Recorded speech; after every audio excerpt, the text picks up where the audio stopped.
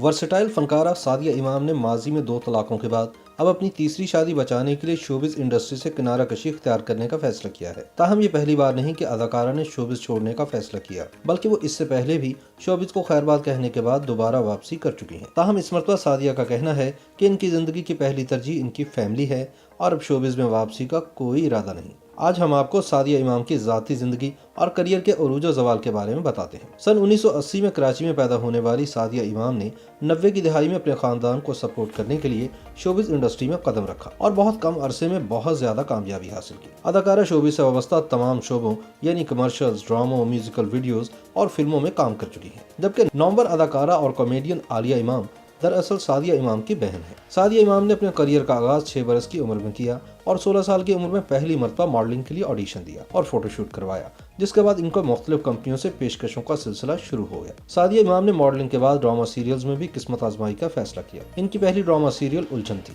جس میں انہوں نے ظہیر خان کے ساتھ کام کیا۔ سعدیہ امام نے اپنے کریئر کے آغاز میں ہی اصغر جلیل نامی شخص سے شادی کر لی، جو چند مہینوں بعد ہی ختم ہو گئی، جس کے بعد اداکارہ نے سن 2005 میں اصغر خان سے دوسری شادی رچائی۔ تاہم یہ بھی زیادہ دیر نہ چل سکی۔ طلاق کے بعد ان کی ہمایوں سعید کے ساتھ افیئرز کی خبریں بھی کافی گرم رہی، جس کے بعد اداکارہ نے سن 2012 میں عدنان حیدر کے ساتھ تیسری شادی رچائی اور اس کے فوراً بعد انہوں نے شوبز انڈسٹری کو خیر باد کہہ دیا۔ سن 2014 میں سعدیہ امام کے ہاں بیٹی کی پیدائش ہوئی، جس کا نام میرب عدنان ہے۔ سن 2015 میں سعدیہ امام پاکستان آئیں اور دوبارہ شوبز انڈسٹری کو جوائن کیا، لیکن اس مرتبہ سعدیہ امام نے ڈرامہ انڈسٹری کے بجائے شو کی میزبانی سے کام شروع کیا۔ لیکن اب سعدیہ امام نے شوبز انڈسٹری سے مکمل طور پر کنارہ کشی اختیار کرنے کا فیصلہ کیا ہے۔